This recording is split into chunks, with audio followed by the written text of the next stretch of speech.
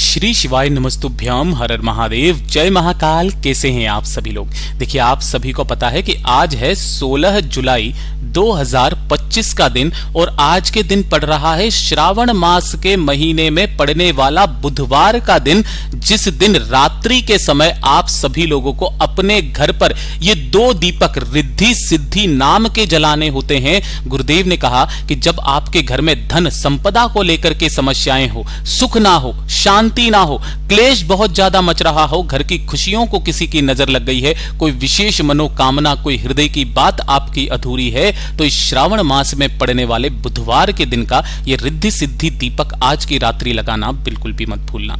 गुरुदेव की कथा से सुनकर के और समझ करके पूरे उपाय को बहुत आसान भाषा में आप सभी लोगों को बताऊंगा, परंतु उससे पहले आप सभी से बस एक छोटी सी प्रार्थना करूंगा कि जो लोग पहली बार आए हैं चैनल को सब्सक्राइब जरूर करेंगे और वीडियो को लाइक करके महादेव का कोई सा भी प्यारा नाम कमेंट बॉक्स में लिखना नहीं भूलेंगे। साथ ही साथ गणपति बप्पा मोरया जरूर लिखेंगे। इस पूरे वीडियो में हम 3 महा उपायों के बारे में बात करेंगे, जो तीनों ही उपाय आपको आज की रात्रि करने ही करने हैं, तो ध्यान से सुनना है और समझना है।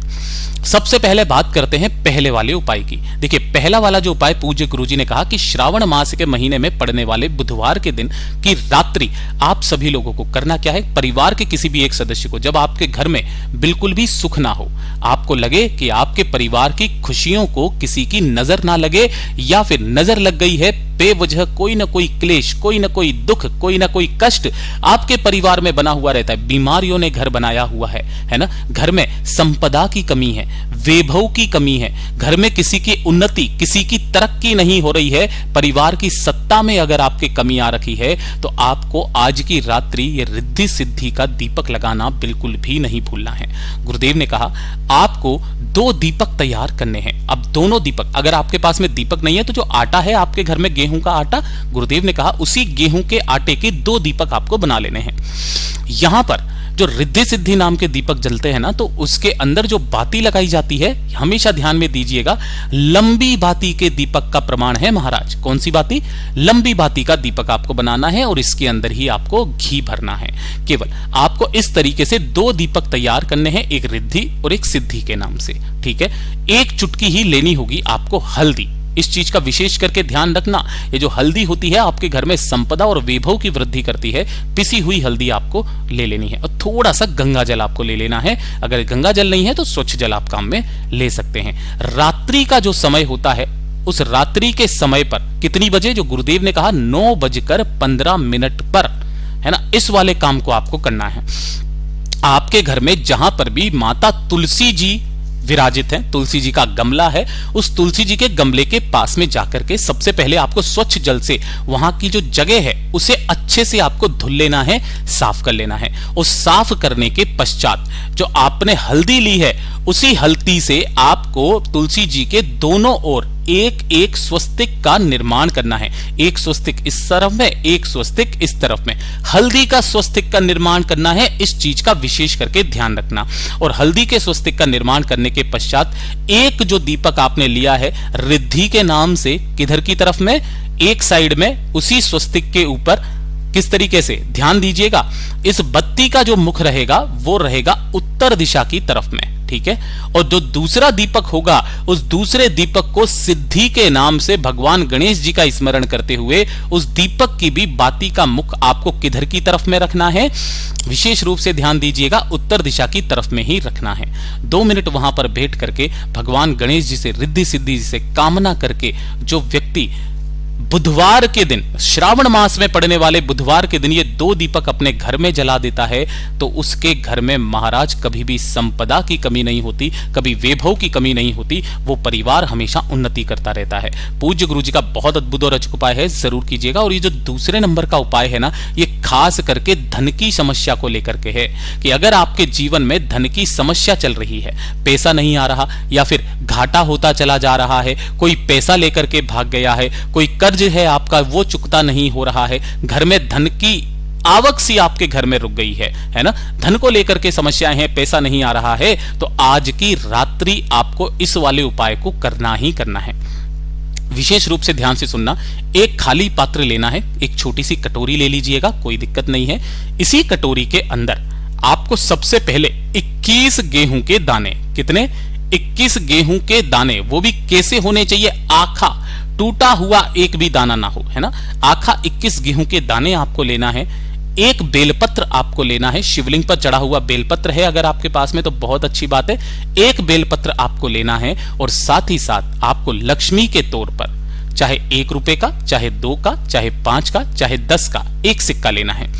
इन तीनों ही चीजों को इसी वाली कटोरी के अंदर आपको रखना है ना। 21 गेहूं के दाने आपने रख लिए हैं, एक बेलपत्र आपने इसी के अंदर रख लिया और एक सिक्का भी इसी के अंदर रख दीजिएगा। रख देने के पश्चात इस कटोरी को आपको अपने पूरे घर में, है ना, ध्यान रखना श्रावण मास में पड़ने वाले बुधवार के दिन पूरे घर में इसे लेकर के घूम जाना।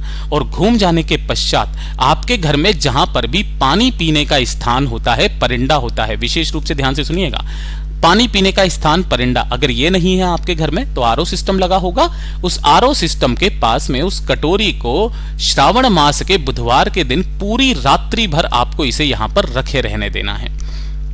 ठीक है, पूरी रात्रि भर जब ये रखा रहेगा, अगला दिन जब आएगा सुबह का समय, यानी कि अगला दिन गुरुवार का दिन पड़ेगा, तब आपको नहा धो करके इस कटोरी में रखी हुई समस्त चीजों को लेना है। 1 लोटा शुद्ध जल अपने घर का लेना है तांबे के कलश में और लेकर के पहुंच जाना है भोलेनाथ के मंदिर में, शिवलिंग के पास में। यहां पर पहुंच करके शिवलिंग के पीछे की तरफ में आपको खड़े होना है, जिससे आपका मुख उत्तर दिशा की तरफ में हो जाएगा। सबसे पहले जो आपने 1 लोटा शुद्ध जल लिया है, उस 1 लोटे शुद्ध जल को श्री शिवाय नमस्तुभ्यम मंत्र का स्मरण करते हुए कुंदकेश्वर महादेव के नाम से पहले 1 लोटा शुद्ध जल समर्पित कर देना। जल समर्पित कर देने के पश्चात जो आपने एक बेलपत्र लिया है, उस एक बेलपत्र को उठाना और भोलेनाथ की शिवलिंग पर ऐसे समर्पित करना कि डंडी जलाधारी की तरफ रहे और पत्ती का भाग आपकी तरफ में रहे। और 21 गेहूं के दानों को आपको अपने दाहिने हाथ में रखना है। ध्यान रखना, क्या करना है? अपने दाहिने हाथ में रखना है। अपने दाहिने हाथ में रख करके अपना नाम और गोत्र बोल करके बाबा की शिवलिंग से आपको इसी हाथ को स्पर्श कराकर अपनी कामना कह करके इन सभी 21 गेहूं के दानों को आपको उठा लेना है ना, और अपने साथ ला करके किसी भी एक पीले कपड़े में, ध्यान रखना ये जो 21 गेहूं के दाने हैं ना, इन्हें पीले कपड़े के अंदर छोटी सी एक पोटली बना लेनी है और इस पोटली को आपको अपने जो पर्स है या वॉलेट है जिसको आप हमेशा अपने साथ में रखते हो, अपने साथ में इन 21 गेहूं के दानों को रखना। महाराज आपकी जेब में कभी भी पैसों की कमी नहीं होगी, आप जीवन में कभी धन की समस्या से नहीं उलझेंगे। ये पूज्य गुरु जी का वचन है, बहुत अद्भुत और अचूक उपाय है, जरूर कीजिएगा। और ये तीसरे नंबर का उपाय आज आप सभी लोगों को करना है। गुरुदेव ने कहा कि जब आपके परिवार में भाई भाई के बीच में नहीं बनती है, भाई बहन के बीच में नहीं बनती है, सास बहू के बीच में नहीं बनती है, बहुत ज्यादा लड़ाई झगड़े क्लेश आपके घर में हो रहे हैं, चाहे तो जायदाद को लेकर के आपके घर में लड़ाई झगड़े हो रहे हैं, है ना, जमीन को लेकर के लड़ाई झगड़े हो रहे हैं, तो चाहे किसी भी तरीके का झगड़ा क्यों ना हो, किसी भी तरीके का घर का क्लेश क्यों ना हो, वो हमेशा के लिए टल जाता है महाराज श्रावण मास के बुधवार के दिन जो घर की स्त्री नारी बहन बेटी इस उपाय को कर लेती है।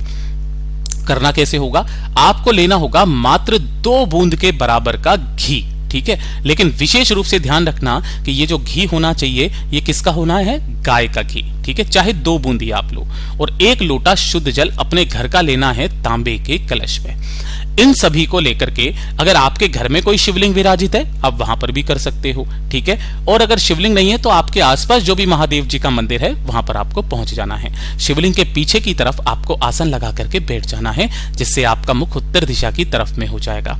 सबसे पहले 1 लोटा शुद्ध जल भोलेनाथ की शिवलिंग के ठीक शीर्ष पर समर्पित करना, श्री शिवाय नमस्तुभ्यम मंत्र का स्मरण करते हुए।